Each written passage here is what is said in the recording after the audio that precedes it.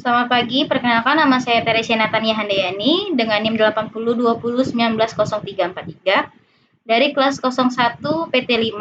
Di sini saya akan mempresentasikan hasil UAS saya, yaitu yang pertama, jelaskan yang Anda pahami dengan penelitian. Menurut saya penelitian itu suatu kegiatan pengumpulan, penganalisis dan pengelolaan dan penyajian data secara sistematis dan objektif untuk memecahkan suatu masalah dan menguji hipotesis. Hipotesis yaitu batasan masalah.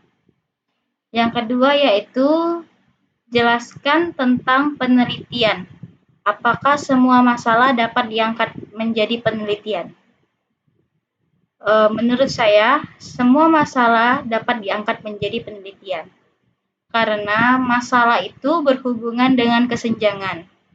Kesenjangan masalah inilah yang harus diselesaikan dengan mencari jawaban atas pertanyaan yang menimbulkan kesenjangan tersebut. Penelitian diharapkan dapat memecahkan masalah atau setidak-tidaknya itu untuk memperkecil kesenjangan tersebut. Maka bisa disimpulkan masalah penelitian yaitu pernyataan-pernyataan yang jawabannya akan dicari di dalam proses penelitian.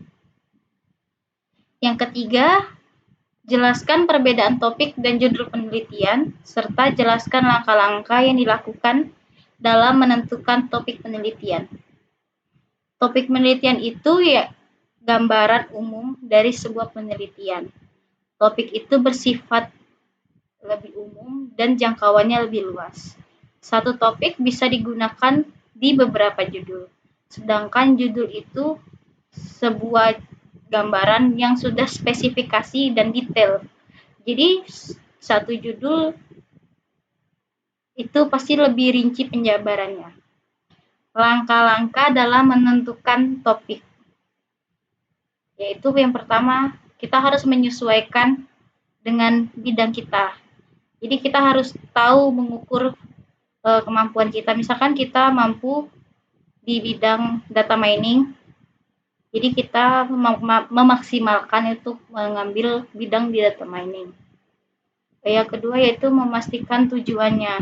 Tujuan topik yang akan kita tentukan itu untuk apa gitu. Yang ketiga, mencari referensi sebanyak mungkin.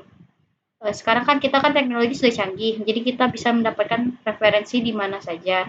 Bisa kita lihat di Google, di jurnal-jurnal, bisa juga kita mencari di buku-buku yang sudah tersedia. Yang keempat, kita diskusikan dengan pembimbing kita. Itu yang sangat penting. Yang kelima yaitu topik yang menarik. Topik yang menarik pasti akan menarik juga atau menarik perhatian dari dosen-dosen atau penguji kita nanti. Yang keenam yaitu menanyakan pendapat orang lain terkait judul yang akan kita ambil.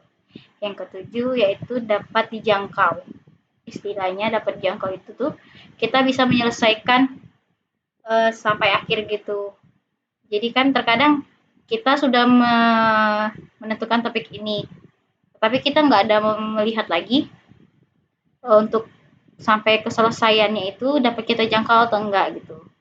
Misalnya tuh yang dapat yang mudah kita cari. Yang kedelapan, melakukan pengembangan penelitiannya. Yang kesembilan,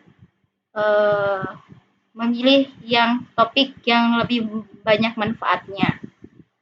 Yang ke-10 itu landasan teori-teorinya. Selanjutnya soal keempat, jelaskan peran studi pustaka dalam penelitian.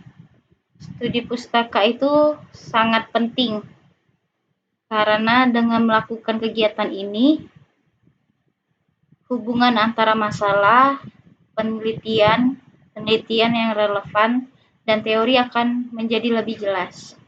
Selain itu, penelitian akan lebih ditunjang baik oleh teori-teori yang sudah ada maupun bukti nyata atau berbentuk fakta, yaitu hasil-hasil penelitian, kesimpulan, dan saran.